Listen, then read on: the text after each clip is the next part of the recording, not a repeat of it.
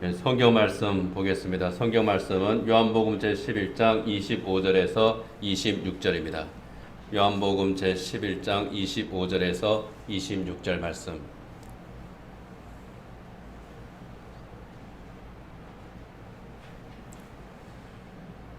제가 읽겠습니다. 하나님께서 주신 말씀입니다. 예수께서 이르시되 나는 부활이요 생명이니 나를 믿는 자는 죽어도 살겠고 무릇 살아서 나를 믿는 자는 영원히 죽지 아니하리니 이것을 내가 믿느냐. 아멘.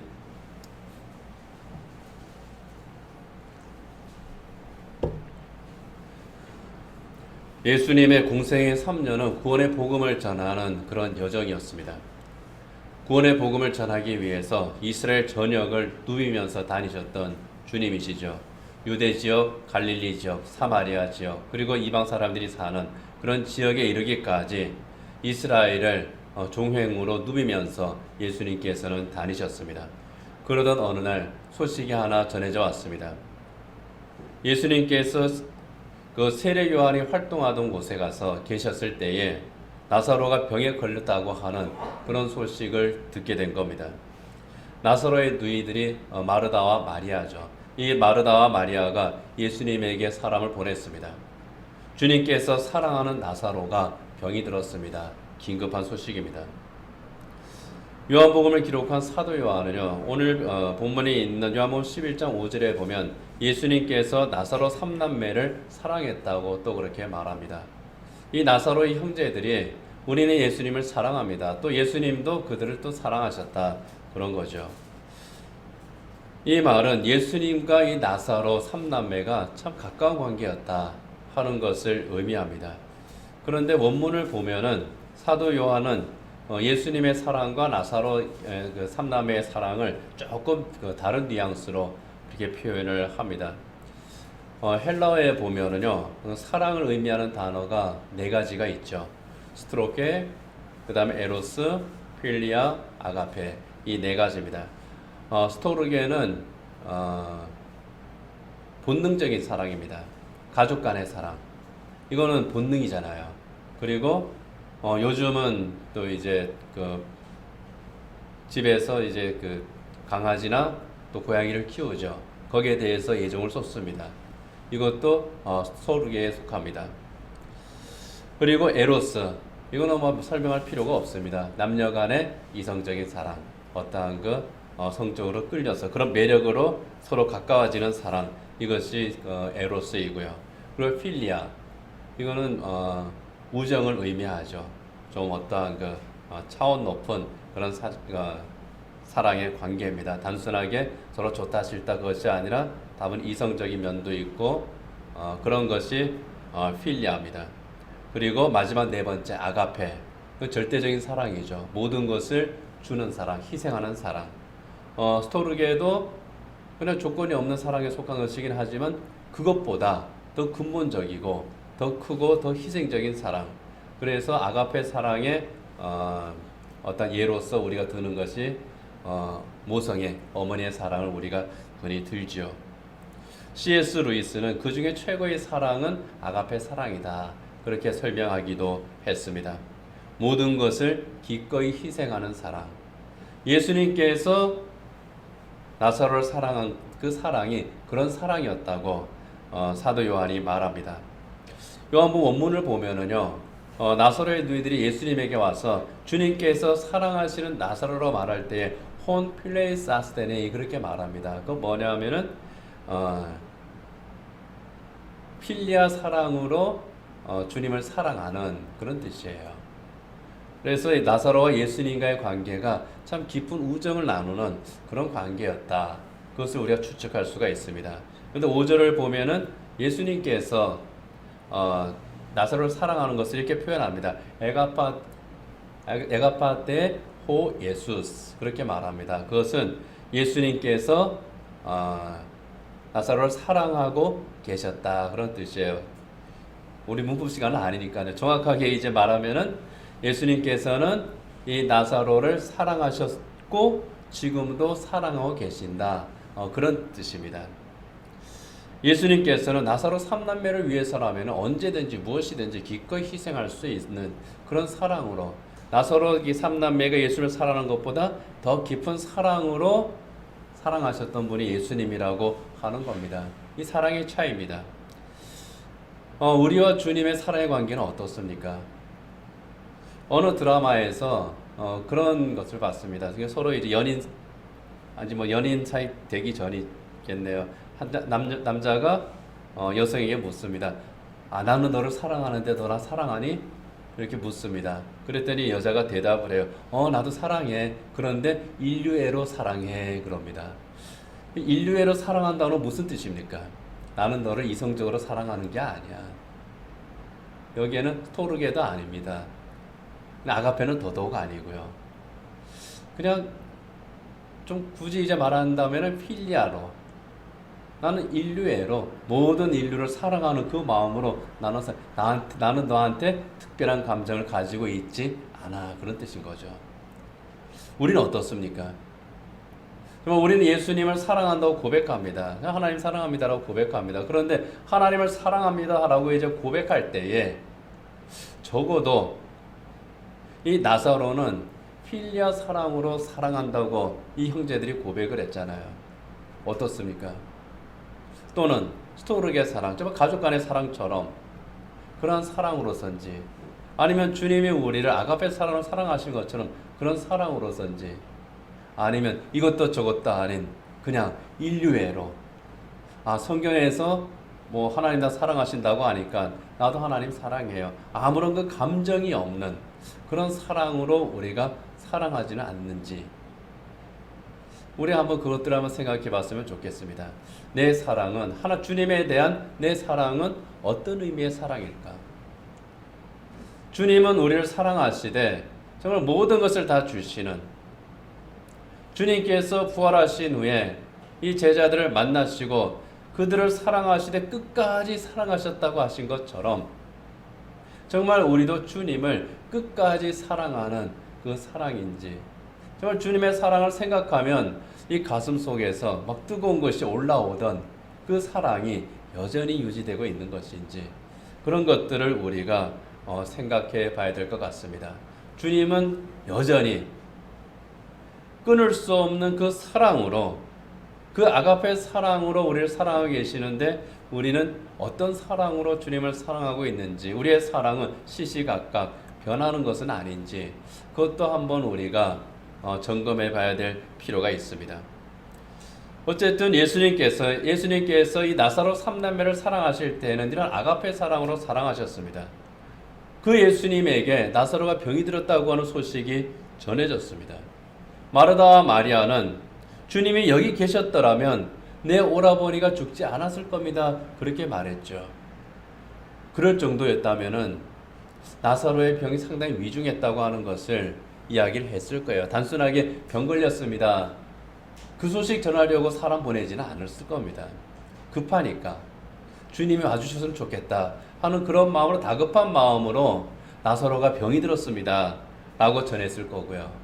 그리고 그들의 마음속에는 주님이 여기 계셨더라면 내 오라버니가 죽지 않았을 겁니다. 이렇게 병이 깊게 들은 나사로라고 한다면은 그 소식을 예수님께서 들으셨을 때에 어떻게 하셔야 되겠습니까? 아가페 사랑으로 사랑하시는데 당장 달려가야죠. 그렇지 않습니까? 저도 제 자식이나 가족이 아프고 사고 났다 그러면 만사 제쳐놓고 달려갑니다. 우리 교회 성도들이 병원에 입원했다고 하면 특별한 경우가 아니면은 저도 만사 제쳐놓고 달려가요. 그런데 예수님께서 안 가십니다. 바로 가지 않으셔요. 소식을 듣고도 늑장을 부리십니다. 아가페 사랑으로 사랑하시는데 소식을 듣고도 이틀을 더 지체하셨고, 예수님께서 나사로가 있는 베다니로 갔을 때에는 이미 죽은 지가 이미 나흘이 지난 때였습니다. 17절에 보면은 나사로가 무덤에 있은 지 이미 나흘이 되었다. 빨리 가도 살릴까 말까인데 이미 죽은 다음에 야, 나사로가 잠들었다. 그리고 예수님께서는 가신 거예요. 오늘 본문 앞에 있는 11절에 14절에 보면은요, 우리 친구 나사로가 잠들었도다. 그러나 내가 깨우러 가노라. 이렇게 말합니다. 제자들이 예수님에게 잠들었으면은 병든 사람이 잠들었으면은 아이고 좋은 거죠. 이제 낫지 않겠습니까? 예수는 그의 죽음을 가리켜 말씀하신 것이나 그들은 잠들어 쉬는 것을 가리켜 말씀하시는 것인 줄 생각하는지라. 예수께서 밝히 이르시되 나사로가 죽었느니라. 예수님께서 나사로가 잠들었다고 하실 때에는 나사로가 이미 죽었다는 것이고 나사로의 죽음을 예수님께서는 알고 계셨다는 겁니다. 나흘이나 지났어요. 왜 나흘이나 지나서 예수님께서 그곳에 가셨을까? 왜 나흘이나 지나서 이 나사로를 예수님께서 살리셨을까? 하는 그러한 의문이 있습니다. 유대인들의 전통과 사고방식을 이해하면 조금 우리가 잘 이해할 수 있는 그런 부분이기도 합니다. 유대인들은요, 우리나라는 3일장을 하죠. 옛날에 5일장도 이제 하고요. 3일장, 5일장 하는 이유가 뭡니까? 죽었던 사람이 숨은 멎었지만은 다시 숨이 다시 살아나는 그런 경우도 있기 때문입니다. 실제로 그런 일들이 더러더러 있잖아요. 저희 외할머니 같은 경우도 의학적으로 완전한 사망 상태였는데 다시 회복하시고 한 달 더 계시다가 하늘나라 가셨거든요. 그런 경우들이 있습니다. 그래서 다시 숨을 쉴 수 있을까 해서 기다리는 거죠. 그것이 보통 3일입니다. 유대인들이 그랬습니다. 유대인들은 사람이 죽으면 그 영혼이 사흘 동안 그 육체에 머물러 있다가 나흘째가 되면 떠난다고 생각을 했어요. 그래서 무덤에다가 안치를 해놓고 기다리는 겁니다. 나흘이 되었다고 하는 것은 이제 이 육체에서 영혼이 완전히 떠났다. 완전히 죽었다. 다시 살아날 길은 전혀 없다. 가능성 전혀 없다. 그런 뜻입니다. 예수님께서 베다니에 도착하셨을 때가 바로 그때예요. 나흘이 되어서 이제 소생의 가능성은 전혀 없고 이제 이 나사로는 완전히 죽었다. 우리와 이제 완전한 이별을 했다. 그렇게 이제 포기하고 시점이 나흘째가 되는 겁니다. 그때 예수님이 도착하셨으니 이 마르다와 마리아 마음이 어떻게 했어요? 여러 가지 마음이 막 교차를 했을 겁니다. 오셨으니 감사하면서 동시에 어떻습니까? 좀 일찍 와주셨으면 더 좋았을 텐데 서운함도 있고 약간의 원망도 있고 예수님의 능력으로 충분히 고칠 수 있으니 좀 숨을 거두기 전에 와주셨으면 참 좋았을 건데 그러한 여러 가지 생각들이 마르다와 마리아에게 있었을 겁니다. 그런데 늦으셨어요. 그렇게 사랑하는 나사로가 아프다는데 그리고 어떤 병이라도 예수님께서 고치실 수가 있는데 왜 일찍 도착해서 고쳐주지를 않으셨는가 하는 겁니다. 하실 수 있는데 가끔 하나님의 뜻을 우리가 언뜻 이해하기 쉽지 않은 때가 많습니다. 나사로가 그런 경우예요. 일찍 오셨으면 됐을 텐데 예수님 능력이면은 그냥 말로만 전하셨어도 됐을 텐데 백부장이 그랬잖아요. 말씀 하나 없어서 그러면 내 주의 종이 낫겠나이다. 말씀만 하셨어도 됐을 텐데 집에 가봐. 다 나았을 거야. 충분히 가능한데 그토록 사랑하는 나사로를 우리 예수님께서 죽도록 그냥 방치하신 거죠. 왜 그랬을까 하는 겁니다. 하나님께서는 이 나사로를 통해서 하나님의 놀라운 구원 계획과 그 섭리에 대해서 전하고자 하실 것이 있었기 때문이죠. 특별히 부활에 대한 산 증거로 나사로를 세우기 위함이었다는 겁니다. 부활에 대한 산 증거. 그래서 우리는 때로는 우리가 원하는 대로, 우리가 바라는 대로 정말 이루어지지 않는 그런 그 현실 앞에서 실망도 하고 낙심도 하고 절망도 하고 좌절도 하고, 그렇지만은 거기에서 쓰러지지 말아야 될 것은 하나님께서 가지고 계신 그 귀한 뜻이 분명히 있기 때문입니다. 나사로는 죽었습니다. 죽음은 끝이에요. 그런데 하나님께서는 그게 끝이 아니라고 하시는 겁니다. 하나님의 뜻이 있습니다. 하나님의 섭리가 있습니다. 예수님께서는 이 마르다와 마리아에게 너 그거를 봐야 돼라고 말씀을 하는 겁니다. 그런 의미도 여기에 섞여 있습니다. 하나님의 부활의 산 증거를 나사로를 통해서 보여주실 뿐만 아니라 하나님께서는 때로는 우리가 이해하지 못하는 그러한 방법으로 하나님의 일을 하시고, 하나님께서는 우리에게 좋은 것을 주신다고 하는 것을 나사로를 통해서 보여주십니다. 예수님께서는 마르다에게 네 오라비가 다시 살아나리라 하고 말씀을 하셨습니다. 마르다가 이 말씀을 듣고 예수님에게 대답하죠. 마지막 날 부활 때에 다시 살아날 줄을 내가 믿나이다. 나사로가 죽은 자 나흘 쯤 되니까 그때는 이제 마음이 어느 정도 정리가 돼버린 그런 상태였을 것 같아요. 부활 때는 다시 살아나겠죠. 부활에 대한 소망, 그 믿음이 마르다에게 있었다고 하는 것을 우리가 알 수 있습니다. 그런데 예수님이 마르다에게 다시 이렇게 말씀을 하세요. 그게 우리가 읽은 이 본문입니다. 나는 부활이요 생명이다. 나를 믿는 자는 죽어도 살겠고 무릇 살아서 나를 믿는 자는 영원히 죽지 않는다. 내가 이것을 믿느냐? 나는 부활이요 생명이다. 이것을 믿느냐? 이 말씀을 하신 후에 예수님께서는 나사로의 무덤으로 가십니다. 우리가 잘 아는 것처럼 유대인의 무덤은 우리나라처럼 땅을 파고 매장하는 그런 형식이 아니죠. 야트막한 동산 같은 곳에 바위에 이제 굴을 뚫습니다. 팔레스틴 지역은요, 석회암이 많습니다. 그래서 굴을 파기가 쉬워요. 그래서 굴을 파서 그 안쪽에 다시 이제 구멍을 뚫어가지고 시신을 안치합니다. 그리고 바깥에다 이제 문을 만드는데 커다란 돌로 문을 만드는 거죠. 나사로의 무덤도 그렇습니다. 나사로의 시신을 안치하고 그 앞에 돌문으로 막았습니다. 예수님께서는 이 돌 치우라고 말합니다. 죽은 지 나흘이나 돼서 이제 그 부패한 시신에서 냄새 날 텐데요. 상관없어. 치워. 돌을 치웠습니다. 그리고 예수님 그 앞에서 큰 소리로 부르시죠. 나사로야 나오너라.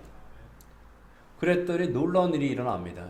죽은 지 이미 나흘이나 됐는데 부패에서 냄새가 날 것이라고 그렇게 말했는데 자기들이 시신을 안치했던 그 모습 그대로 나사로가 나오는 겁니다. 얼굴과 몸에 붕대로 감싼, 천과 붕대로 감싼 그 나사로가 벌써 걸어 나오는 거죠. 죽은 자가 살아나오는 기적이 일어났습니다. 이 기적 앞에서 모든 사람들이 놀랐습니다. 어안이 봉봉합니다. 예수님께서는 나사로의 몸을 감고 있는 이 천을 벗겨줘라. 육체적으로 완전히 부활했음을 의미합니다. 죽었던 나사로가 다시 살아났습니다. 완전히 죽었던 이 나사로가 다시 살아나게 하시면서 예수님께서 마르다에게 하셨던 그 말씀을 우리가 오늘 함께 기억하기를 원합니다. 나는 부활이요 생명이다. 이것을 믿느냐? 그 첫 번째는요, 생명의 주권이 누구에게 있느냐 하는 겁니다. 생명의 주권 누구에게 있느냐? 주님에게 있다는 겁니다. 나사로는 육체적으로 완전히 죽었다가 육체적으로 완전히 다시 살아났습니다. 인간의 능력 밖의 일입니다. 현대의학, 현대과학이 굉장히 많이 발전했습니다. 그래서 옛날에 상상도 할 수 없었던 그런 방법으로 생명을 만들어냅니다. 물론 생명을 창조하는 것은 아니죠. 그러나 유전자 조작이라든지 이런 여러 가지 기법을 동원을 해가지고 아주 그 세포에서 생명이 이렇게 서로 작용을 해서 완전한 그 생명체가 될 수 있도록 하는 그런 기술까지 만들어냈습니다. 그러나 현대과학이 아무리 발전을 해도 할 수 없는 일, 해결할 수 없는 것, 그것은 바로 죽은 생명을 다시 살리는 겁니다. 죽은 사람을 다시 살릴 수는 없습니다. 사람을 죽일 수는 있어도 살릴 수는 없다는 겁니다. 생명을 연장시킬 수는 있어요. 그러나 죽은 사람을 다시 살릴 수는 없습니다. 생명의 주권은 인간에게 있는 것이 아니라 주님에게 있는 겁니다. 아담과 하와의 범죄로 말미암아 죄가 이 세상에 들어왔습니다. 그리고 그 결과 인간은 사망에 이르게 됐습니다. 그래서 인간은 다 죽지요. 그런데 그 사망은 단순한 육체의 죽음만을 의미하지 않는다는 것을 우리는 압니다. 영과 육의 완전한 사망을 의미를 합니다. 우리는 육체의 죽음만 생각을 합니다. 그러나 성경에서는 우리 하나님께서는 아니다. 죽음이라고 하는 것은 육체만의 죽음이 아니라 너의 영혼도 함께 죽는 것이다. 그리고 영과 육은 너희들 마음대로 살릴 수가 없다라고 말씀을 하는 겁니다. 영과 육의 완전한 사망은 하나님과의 철저한 단절을 의미합니다. 그래서 하나님과 단절된 삶을 살아가는 사람들을 뭐라고 말합니까? 살아있는 것 같으나 죽은 자다. 죽음이 기다리고 있는 자들이라는 그런 뜻입니다. 그 인생의 끝에 죽음이 있는 자들, 죽음을 피할 수 없는 자들, 하나님과 영원한 단절을 피할 수 없는 자들, 하나님 나라에 들어갈 수 없는 자들, 그런 의미입니다. 그래서 살아있으나 죽은 자라고 말씀을 하는 거예요. 그것이 하나님을 떠난 자, 하나님이 없이 사는 자의 비참함이고 스스로 거기에서 구원할 능력이 없다는 겁니다. 그러한 영과 육을 사망으로부터 구원합니다. 부활의 새 생명을 줍니다. 그분이 바로 주님이라는 거예요. 그 주권이 나에게 있다. 예수님께서 나는 부활이요 생명이라고 말씀하시는 것은 바로 생명의 주권 선언입니다. 나사로의 죽음과 부활이 그 증거라는 거예요. 나사로 죽었잖아. 나사로, 내가 살렸지? 내 생명의 주권이 누구에게 있느냐? 사망에 쏘는 것이 어디에 있느냐? 사망의 권세, 내가 정복하고 내가 생명을 주노라. 이 주권이 나에게 있다. 그것이 바로 나는 부활이요 생명이니 하시는 우리 주님의 말씀입니다. 두 번째로는요, 부활은 전적으로 주님께서 주시는 은혜라는 겁니다. 주권이 주님에게 있고, 그리고 주님께서 부활의 생명을 주시는데 그것은 은혜로서 주시는 거라는 겁니다. 대가를 받고 주시는 것이 아니에요. 조건을 가지고 주시는 것이 아닙니다. 전적으로 은혜의 선물입니다. 예수님께서는 죽은 나사로의 무덤 앞에 서서 외치십니다. 나사로야 나오너라. 예수님께서 나사로를 부르신 이유는 하나입니다. 그를 사랑하셨기 때문이에요. 아가페 사랑으로 사랑하셨기 때문에, 철저하게 모든 것을 주시는 그 사랑으로 그를 사랑하셨기 때문에 나사로야 나오느라고 말씀을 하시는 겁니다. 주님의 음성만이, 그 주님의 말씀, 주님의 사랑만이 죽은 자를 살리는 겁니다. 나사로가 그 음성을 들었습니다. 그 사랑의 음성을 들었습니다. 나옵니다.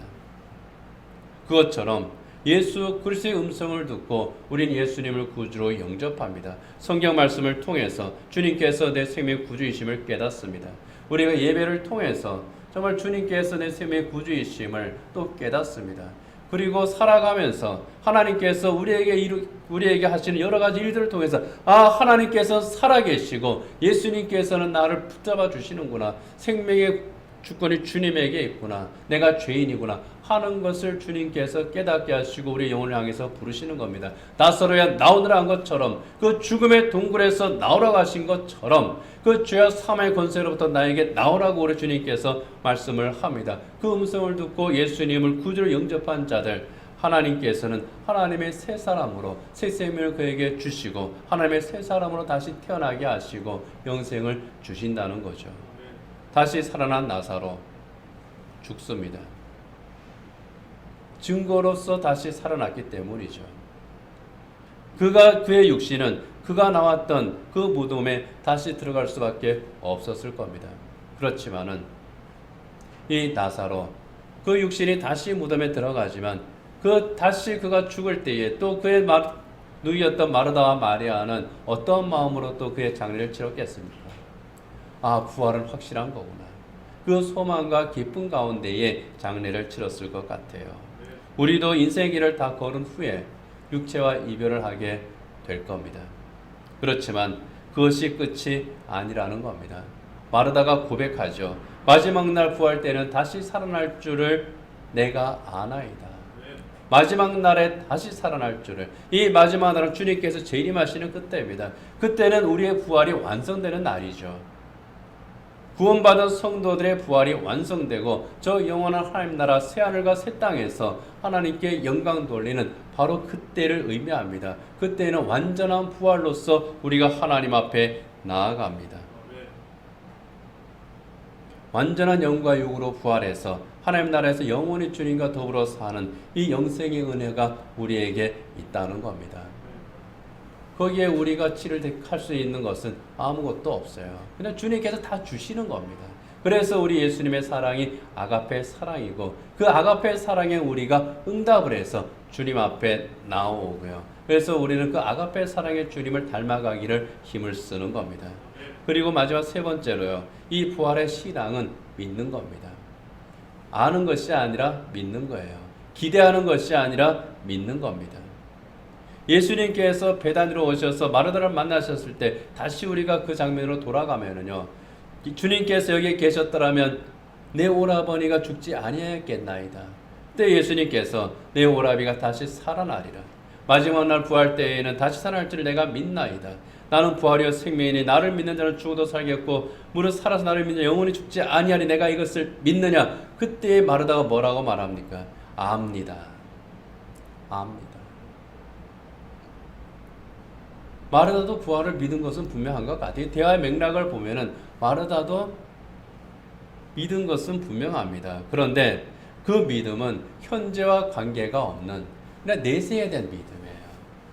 앞으로 그렇게 될 줄은 믿습니다. 그거는 내가 알고 있어요. 그런데 지금은 아니라는 거예요. 믿는데 믿음이 없는 거 아닌데 안 믿는 거예요. 중요한 대목입니다. 그래서 예수님께서 물으시는 겁니다. 그래서 내가 믿느냐? 믿음은 현재성입니다. 미래가 아니에요. 소망이나 기대가 아닙니다. 현재입니다. 미래에 언젠가 내가 천국에 가겠지가 아니라 지금 내가 천국에 간다는 겁니다. 내가 지금 천국에 있고 내가 천국에 간다. 왜? 내가 발은 이 땅에 딛고 있지만 내 소속은 어디다? 하나님 나라다. 구원은 이미 내게 이루어졌고 다만 주님의 영광의 재림 때까지 미루어졌을 뿐이다 하는 겁니다. 그래서 예수님께서 내가 믿느냐라고 묻는 겁니다.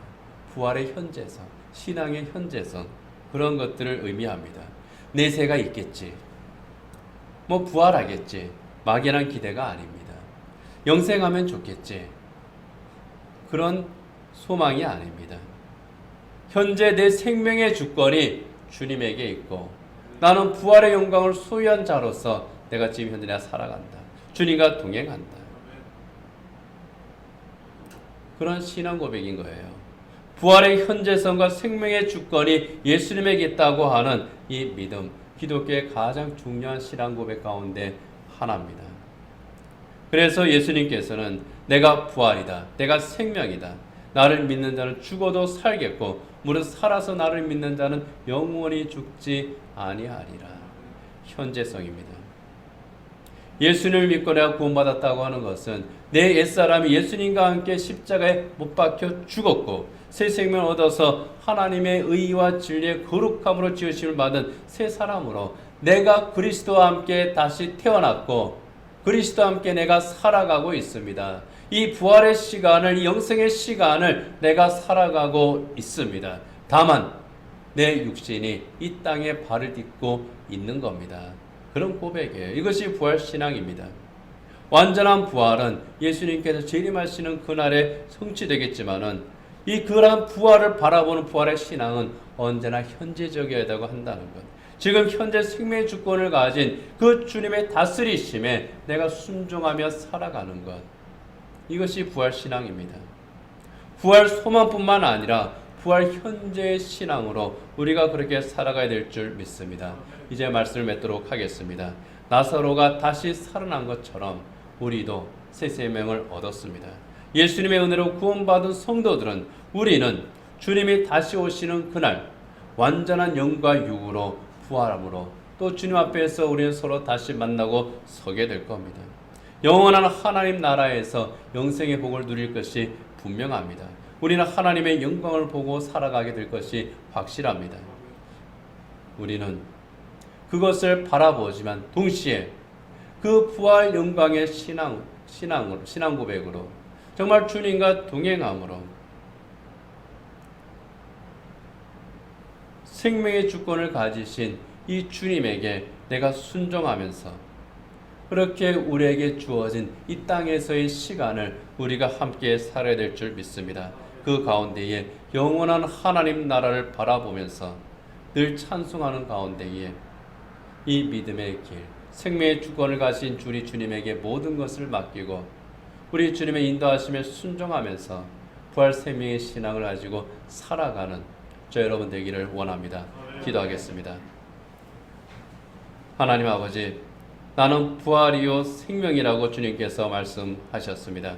죄와 사망의 권세를 깨뜨리고 우리를 영원한 죽음에서 건져주셨습니다. 새 생명을 주셨습니다. 영생을 주셨습니다. 우리 옛사람을 우리 주님의 십자가에 못 박아버리고 하나님의 새 사람으로 거듭나게 하셨습니다. 하나님, 이 생명을 우리 주님께서 우리에게 주셨습니다. 우리가 죽은 후에 주시는 것이 아니라 지금 우리에게 이미 주셨고 그 생명 가운데에 우리가 살아가고 있습니다. 새 생명을 소유한 하나님의 자녀로서 살아갈 때에 부활 소망의 신앙으로 부활한 자의 삶으로 우리가 주님 앞에 늘 하나님의 거룩한 새 사람으로서의 삶을 살아가기를 힘쓰게 하여 주시옵소서. 죽은 자로서 살아가는 것이 아니라 하나님 앞에서 산 자로서 하나님의 말씀을 순종하며 하나님께 영광 돌리며 주님과 동행하며 살아가는 저희들 되게 하여 주시옵시고 성도들이 그렇게 살아갈 때에 우리 주님께서 언제나 능력으로 함께 하시고 승리하게 하여 주시옵소서. 예수님 이름으로 기도드립니다. 아멘.